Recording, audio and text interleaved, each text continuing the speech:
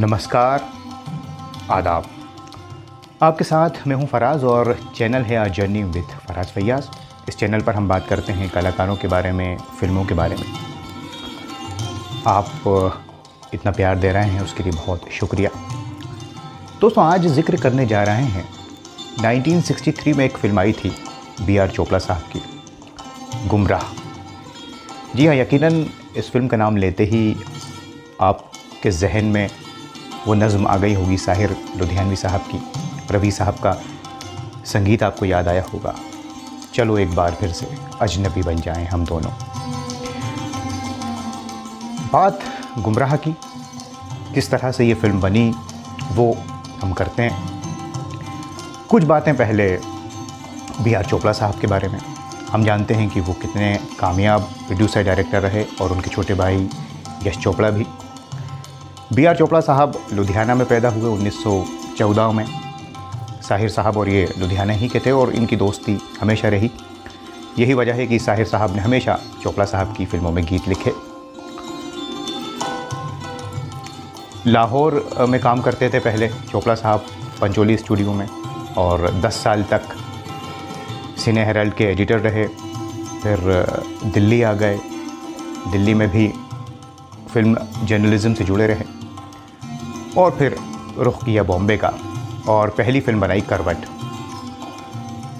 उनका ख़ुद का प्रोडक्शन नहीं था, वो धीरे धीरे और फिल्में बनाई, अफसाना, चांदनी चौक, फिर कुछ नाम मिला तो इन्होंने अपना प्रोडक्शन हाउस बना लिया, B.R. फिल्म्स, और पहली फ़िल्म बनाई एक ही रास्ता, सुनील दत्त जिसमें थे, अशोक कुमार साहब, मीना कुमारी।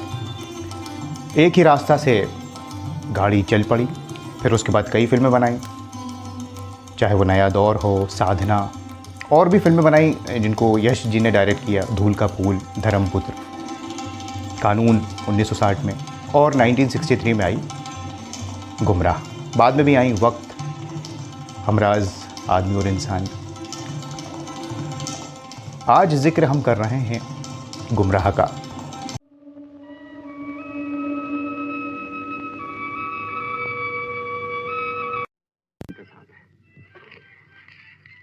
एक बात पूछो, शादी के बाद तुम मुझसे झगड़ा क्यों नहीं करोगे? करूंगा, क्यों नहीं करूंगा? ऐसा क्यों? जब मैं अपनी बाएं फैला के तुम्हें कहूंगा कि मीना मेरी जान मेरे पास आओ, और अगर तुम ना आए तो जरूर झगड़ा करूंगा। नहीं आऊंगी, नहीं आऊंगी।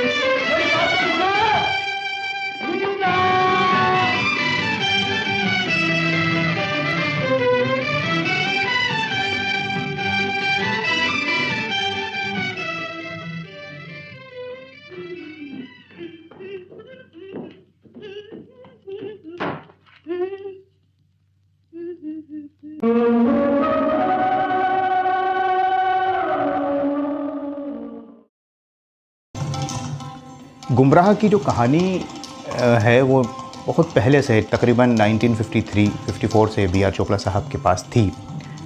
एक इंग्लिश राइटर की ये कहानी थी और अशोक कुमार साहब को बहुत ज़्यादा पसंद थी ये कहानी। वो इस फिल्म को बनाना चाहते थे। उन्होंने कहा था चोपड़ा साहब से, क्योंकि अशोक कुमार जी और B.R. चोपड़ा बड़े गहरे दोस्त थे। ज़्यादातर उनकी फ़िल्मों में आपको अशोक कुमार साहब दिखेंगे। फिर वक्त बीतता गया और 1962 में चोपड़ा साहब को इस कहानी की फिर याद आई। इसको अब तक नहीं बना पाए थे क्योंकि हमेशा B.R. चोपड़ा सामाजिक मुद्दों वाली फ़िल्में बनाते थे, चाहे वो साधना हो, नया दौर हो। लेकिन 1962 में उनके जहन में रामायण की एक बात आई, लक्ष्मण रेखा की। बस वहीं से अगर आप इस फिल्म को देखेंगे तो शुरुआत में जो कमेंट्री है वो यही है, लक्ष्मण रेखा का जिक्र उसमें है। फिर फिल्म शुरू होती है। B.R. चोपड़ा साहब को मकसद मिल गया फिल्म बनाने का और उन्होंने तय किया फिल्म बनाएंगे। लेकिन कई जो उनके दोस्त थे डायरेक्टर्स, उन्होंने कहा कि ये फिल्म चल नहीं पाएगी। यहाँ तक कि उनके छोटे भाई यश चोपड़ा ने भी यही कहा। चोपड़ा साहब खासे परेशान हो गए। उन्होंने सोचा फिल्म क्या बनाए। वैसे ही काफ़ी दिनों से वो नहीं बना पा रहे थे। उन्होंने अपने दोस्त दिलीप कुमार को स्टोरी सुनाई, दिलीप साहब को कहानी पसंद आई, दिलीप साहब ने बिमल रॉय को सुना दी। फिर एक दिन बिमल रॉय चोपड़ा साहब के घर आए और कहा कि ये कहानी अगर आप ना बनाए तो मुझे दे दीजिए, जितना पैसा आप चाहो मैं दे दूँगा। बस फिर क्या था, चोपड़ा साहब को यकीन हो गया कि ये फ़िल्म चलेगी और उन्होंने ये तय किया कि इस फिल्म को वो ही बनाएंगे।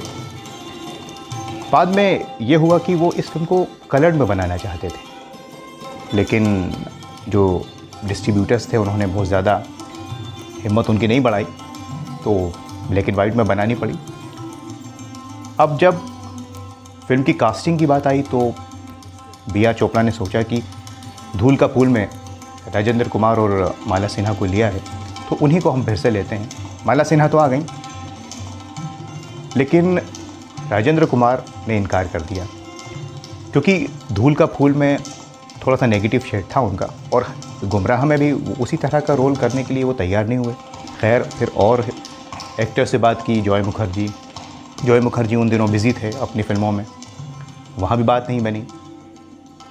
फिर सुनील दत्त साहब, इसकी भी एक कहानी है कि सुनील दत्त जी और बी आर चोपड़ा साहब के बीच कुछ अनबन हो गई थी नरगिस जी से शादी के बाद। तो एक दिन एक पार्टी में नरगिस जी मिल गई बी आर चोपड़ा को, तो गलतफहमी दूर हो गई। नरगिस जी ये जानती थी कि चोपड़ा साहब गुमराह के लिए हीरो को ढूंढ रहे हैं, हीरो की तलाश है, तो उन्होंने कहा कि आप सुनील को ले लीजिए। बस सारी बात बन गई।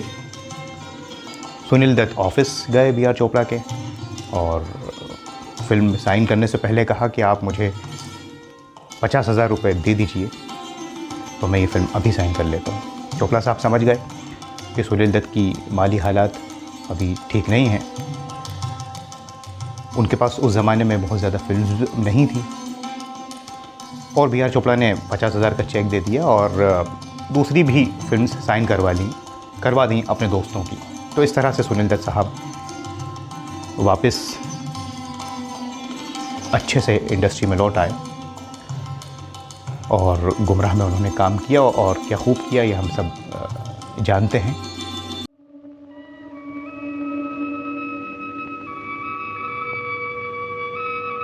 मैं तुमसे एक पल भी जुदा नहीं रह सकता। तो क्या तुम्हारे साथ भाग आऊं? मैं ऐसा सोच भी नहीं सकता। तो फिर जो दुनिया का दस्तूर है वो करो। बिल्कुल ठीक, ऐसा ही करूंगा। मैं कल ही तुम्हारे पापा से मिलने आता हूँ, सुबह सवेरे। ला ला ला ला ला, डैडी, डैडी।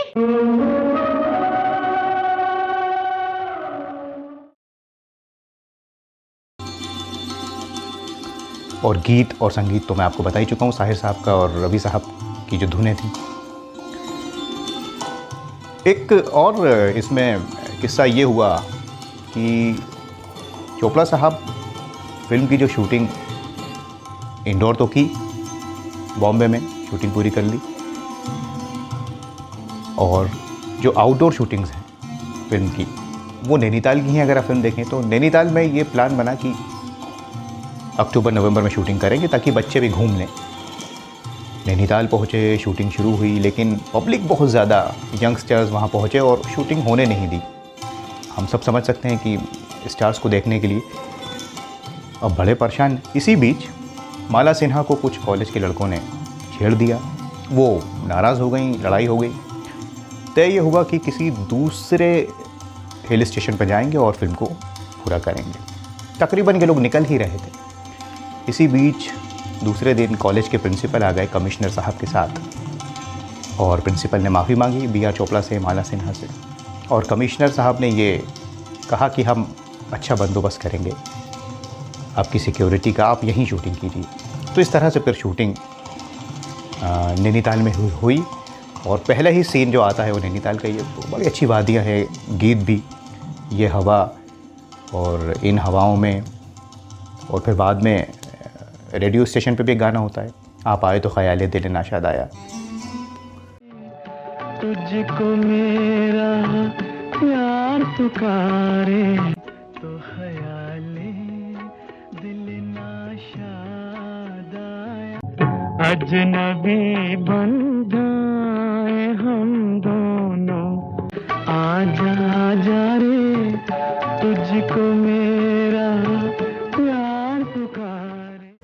संगीत बहुत अच्छा था इस फिल्म का, और डायरेक्शन अख्तर उल इमान साहब के डायलॉग, सारी चीज़ें मिलकर ये फ़िल्म बड़ी कामयाब फ़िल्म बनी।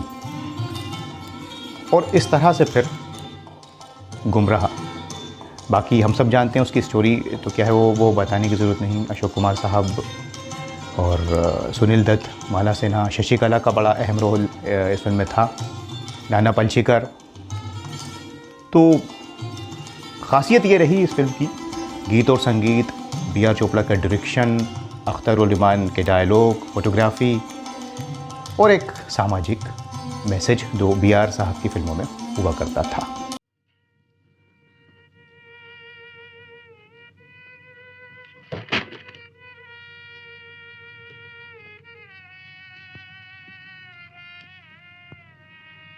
मीना, औरत का दूसरा नाम घर है। औरत भटकती है तो उसके साथ साथ पूरा घर भटकता है, पूरा खानदान बिगड़ता है, पूरा मुल्क, पूरी कौम, पूरी नस्ल गुमराह होती है। तुम उस सीमा से बाहर जा रही थी जिसे लक्ष्मण रेखा कहा जाता है, जिसे अपवित्र करने का अधिकार किसी औरत को नहीं। किसी औरत को यह हक नहीं कि वो घर की चार दीवारी की खूबसूरती और शान को बर्बाद कर दे। अगर शादी से पहले मुझे मालूम होता कि तुम राजेंद्र से मोहब्बत करती हो तो मैं कभी तुम्हारे रास्ते में न आता। लेकिन ये राज मुझे उस वक्त मालूम हुआ जब तुम मेरी जिंदगी में आ चुकी थी, मेरी धर्म पत्नी बन चुकी थी, और राजेंद्र से आज इस तरह तुम्हारा मिलना जुलना पाप था। शायद इसमें तुम्हारा कोई कसूर नहीं मीना, कसूर है इस किस्मत का जिसमें पत्नी सुख लिखा ही नहीं। मीना, एक दिन मेरी खुशी के लिए तुमने अपनी मोहब्बत की कुर्बानी दी थी। आज तुम्हारी खुशी के लिए मैं अपनी मोहब्बत की कुर्बानी देता हूं। अगर तुम राजेंद्र के साथ सुखी रह सकती हो तो जरूर उसके पास चली जाओ। मैं कभी तुम्हारे रास्ते में नहीं आऊंगा। चाहो तो मैं खुद तुम्हें उसके पास जाकर छोड़ सकता हूं। राजेंद्र साहब आया है।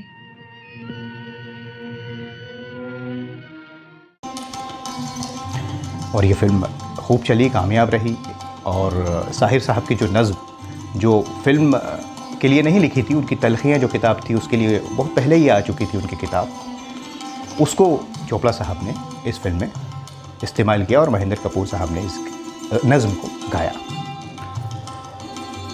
बाकी हम सब ने ये फिल्म तकरीबन देखी है।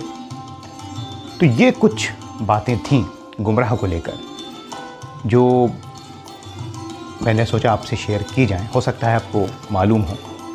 अगर आपको भी कोई फिल्म या किसी कलाकार के बारे में कोई ऐसी बात मालूम हो जो लोगों तक पहुंचनी चाहिए, तो आप हमसे शेयर किया कीजिए, कमेंट्स के ज़रिए हमें बताइए, तो हम उसको लाएंगे।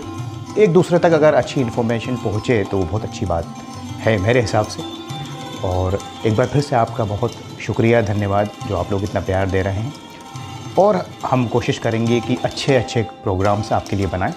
आज फिल्म गुमराह की बातें आपसे की, फिर मिलेंगे किसी और अच्छे प्रोग्राम को लेकर। आपके लिए कोशिश करेंगे कि कोई बेहतरीन कार्यक्रम और लेकर आ सकें जिसमें बहुत अच्छी इन्फॉर्मेशन हो। तब तक के लिए आप अपना ख्याल रखें। नमस्कार, खुदा हाफिज़। नमस्कार, आदाब, बहुत स्वागत है, इस्तकबाल है आप सभी का इस चैनल पर a journey with Faraz Fayaz. इस सफ़र में आपका हम सफ़र हूँ मैं फराज। आपको लेके जाऊँगा फिल्मों के सफ़र पर, कला और संस्कृति की दुनिया में, जहाँ हैं दिलकश नग़मे, संगीत, गायकी और बेहतरीन अदाकारी। यकीन जानिए ये सफ़र बेहद हसीन रहेगा। मैं अकेला ही चला था जानिबे मंजिल मगर, मैं अकेला ही चला था जानिबे मंजिल मगर, लोग साथ आते गए और कारवां बनता गया, और कारवां बनता गया, और कारवां बनता गया।